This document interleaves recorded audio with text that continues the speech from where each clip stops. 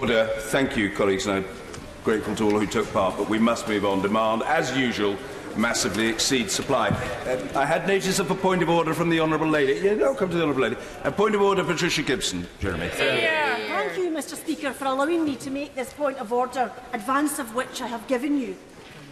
I've had a smear perpetrated against me when a snapshot of frozen film footage was printed about me in a tabloid paper, namely the Scottish Sun, suggesting that I was asleep during proceedings in this House. I contacted the journalist concerned, who had not shown the courtesy of contacting me before publishing this piece, to inform him that the filming of the proceedings demonstrated categorically that I was not asleep, but had for a second or two thrown my head back, appealing to the heavens in despair, chuntering in the chamber, whilst one of my colleagues had been speaking. As a result of this misleading article, Mr. Speaker, as a result of this misleading article, I face an outpouring of personal abuse against me over the weekend, which continues with words like whore, bitch, lazy cow being liberally sprinkled through messages, particularly on the Scottish Sun's Facebook page. These remarks are still online, and these comments have not been removed, as far as I am aware. Comments on a site in my own constituency. Mr. Speaker, this is a matter of great importance. Order. Let me say to the Honourable Lady, I absolutely accept the importance of the matter, and it is for that reason that I'm very happy to hear her point of order. But with the very greatest of respect, I will be the judge of how long a point of order lasts.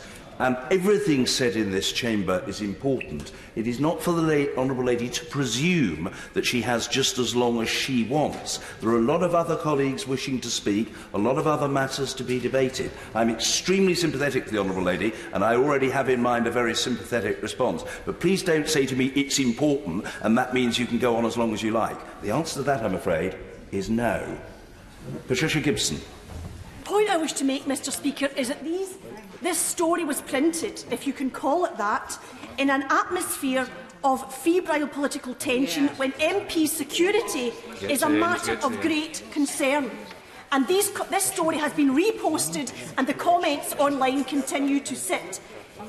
Mr. Speaker, this is a matter of importance to all of us, as an attack on one MP going about her duties, and a false attack at that, is an attack on all of us. Whipping up hatred against any one of us plays into the narrative that we are not real people and can be attacked. I'm sorry, I must ask the Honourable Lady, upon what is she seeking an adjudication from the Chair? I cannot just have a speech on the subject, and I will not have it. If the Honourable Lady wants to ask me something in a sentence, I will respond, but I'm not having a speech. If she wants an adjournment debate on the subject, I can happily afford her that, but I'm not having a speech now. It's not happening. Please. Mr. Speaker, given that these posts continue to be available on this publication's social media platforms and continue to perpetrate this untruth, I ask you, given that the evidence shows otherwise, what course of action you suggest where I might seek an end to this apparent campaign to perpetrate a dishonesty and stop this tidal wave of abuse which has been unleashed, which is an attack on all of us. The Honourable Lady in answer. First of all, let me thank her for raising the matter and giving me advance notice of her intention to do so. Secondly, I underline and reinforce her concern that it is indeed an extremely serious matter, not just for her personally, but for all colleagues and institutionally for the House of Commons. False allegations against members should not be allowed to gain traction. It affects all of us and the reputation of the House if such allegations are not robustly refuted. To be fair, she has just robustly refuted the allegation. The concern that she has would be serious at any time, but it is a particular concern in what I think she described as the current febrile political atmosphere. She has put her view on the matter very clearly on the record. And what I would say to her is this. If the honourable member considers that the allegations made against her might conceivably constitute a contempt of the House, she should write to me setting out the facts, and I will adjudicate upon that. That's the first answer.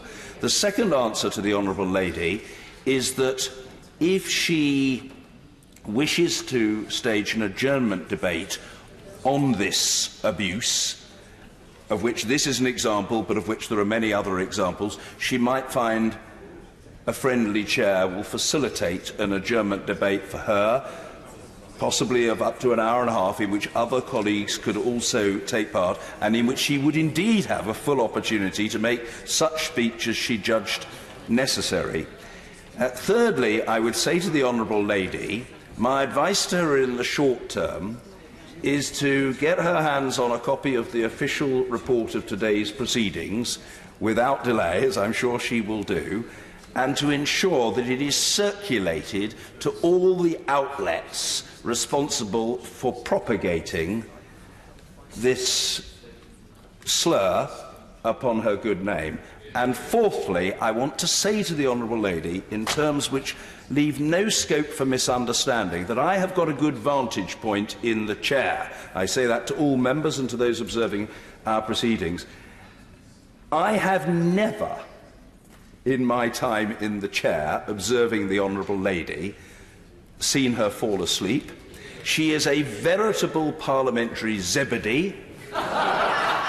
She is constantly jumping up and down, and that, as she knows, is a compliment, not an insult. She is one of the most alert members of Parliament. She is one of the most assiduous chamber attendees and participants. She is without blemish so far as her parliamentary commitment is concerned. And I'll let her into a secret. I was once, not in this chamber, I was once watching a tennis match at Wimbledon, one of the most exciting matches I've ever watched. Momentarily, I closed my eyes, not because I'd fallen asleep or because I'd drunk alcohol, because neither of those things was true. I had momentarily closed my eyes in sheer suspense.